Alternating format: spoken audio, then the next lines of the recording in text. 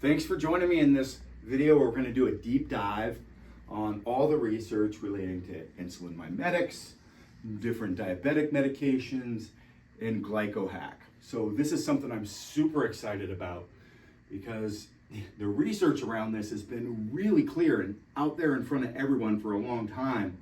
And we're going to talk about why it's been overlooked, but it's also why I've been wearing this on my arm for the last several years, because I really wanted to validate the research personally, real world, and because of the overlooked research, there wasn't a lot of details around the carb dosages and the timing to net the effects.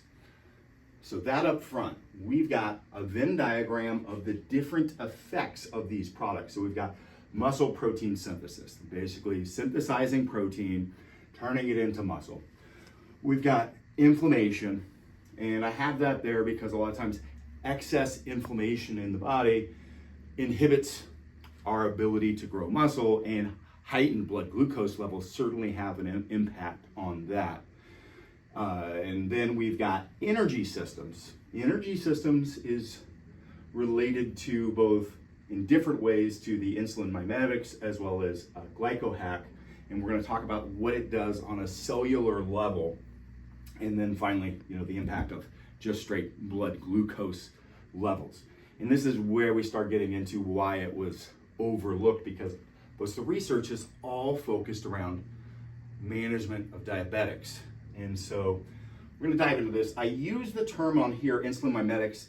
In the first video, I referred to it as nutrition partitioning agents.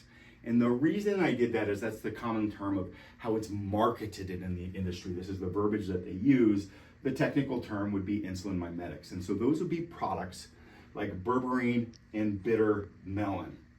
And I also lumped metformin into that, even though metformin is technically a bioguanide, but it has the same effect. So what's happening with these products, how they work, is they activate AMPK, which is our energy sensing system. And so as it does that, it inhibits mTOR, which is the master regulator for muscle protein synthesis. But it is also the piece that goes and starts driving the nutrients, the glucose, to go to the muscle to begin with. So this is how it does the nutrition partitioning through manipulating the energy systems, but it's kind of doing it in a negative way. So it's making sure the blood glucose is there and available for you to use if you've got to run from a cheetah, but it's not allowing you to build any because it believes you're in starvation mode, basically, is what's going on.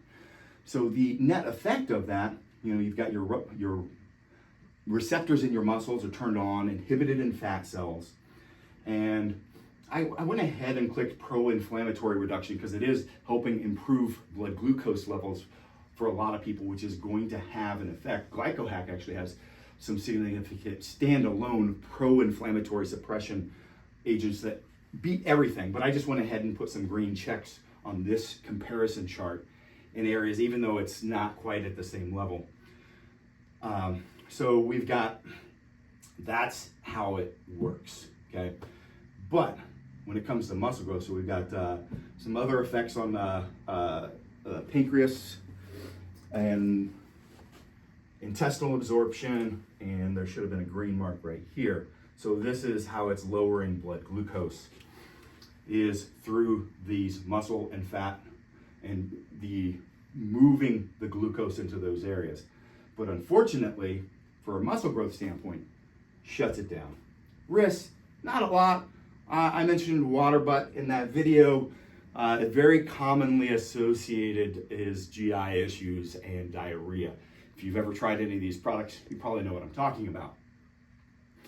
Now, on the other hand, we have insulin itself, direct exogenous insulin. And so it's not doing really any of these effects. There could be, you could argue, some inflammatory reduction with controlling insulin levels, but again, that's only for like diabetics that have elevated blood glucose to begin with. And so the mechanisms of action is just straight exogenous insulin. Now, for muscle growth, I've got a yellow here because it can build muscle, but it's indiscriminate. It stores. So it's gonna build fat tissue. It's gonna build muscle, all of the above. And then for non-diabetics, you have to really monitor this, and this is where we've lost a number of pro bodybuilders through the years because of this. Taking too much, not being able to get the calories in, and going into a coma and dying. This is not an infrequent thing. This happens nearly every year. So what GlycoHack is really interesting does is it's doing the same thing with the receptors. So these are actually the glut receptors. So GLUT4 and 12 are the ones, but they, which you can see, glucose, glutamate, transport agent, that's where the glut comes from.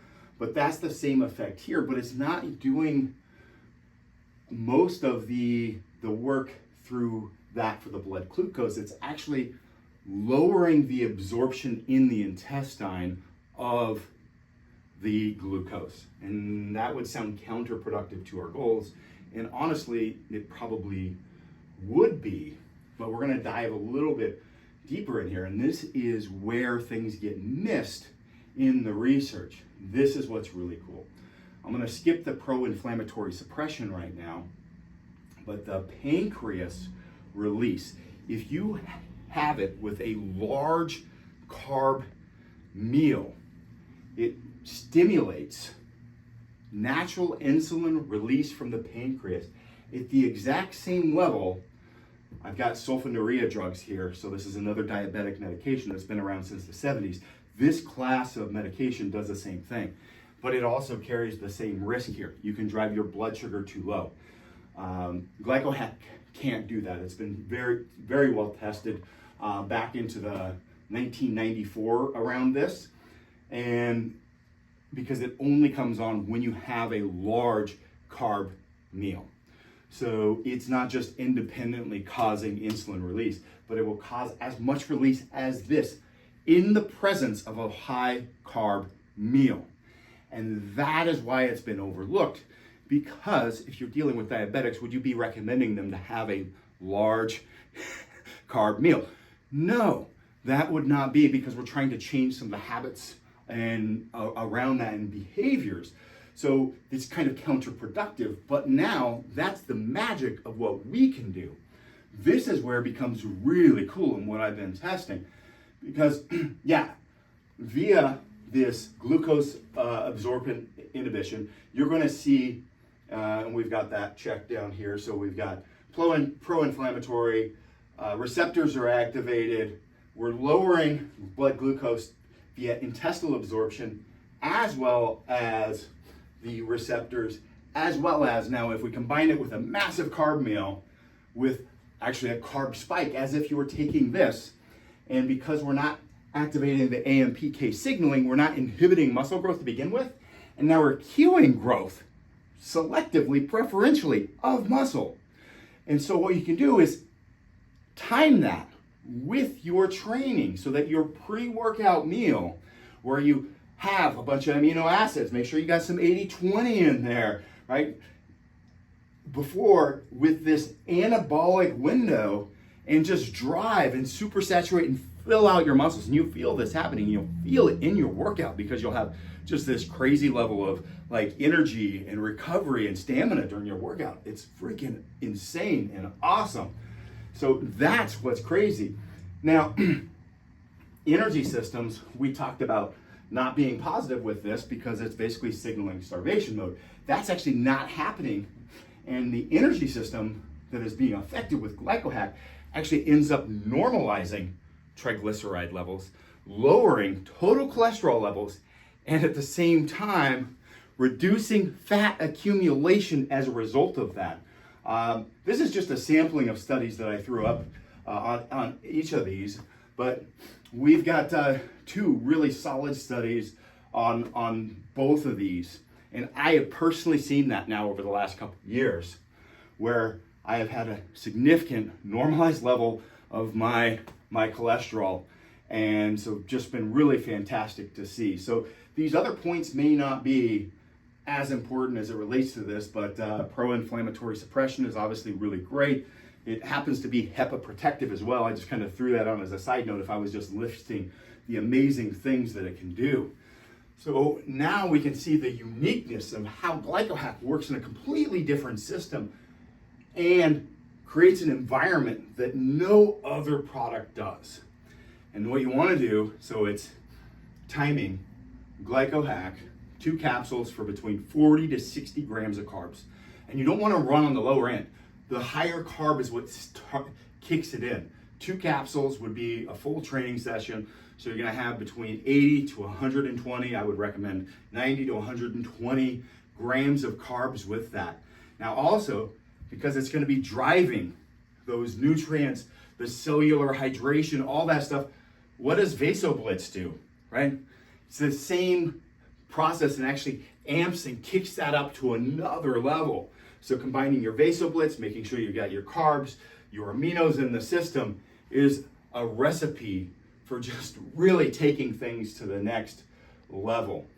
And again, this is just a sampling of some of the research that supports this, but it's out there. It's been sitting in front of everybody, but because the research is focused on diabetic populations, we missed this big piece here, which is absolutely tremendous for us if we understand how to apply that with the timing as it relates to our training in the anabolic window. It's absolutely wild and fascinating. So you got to check it out. You got to try it at least for a month yourself, trust me.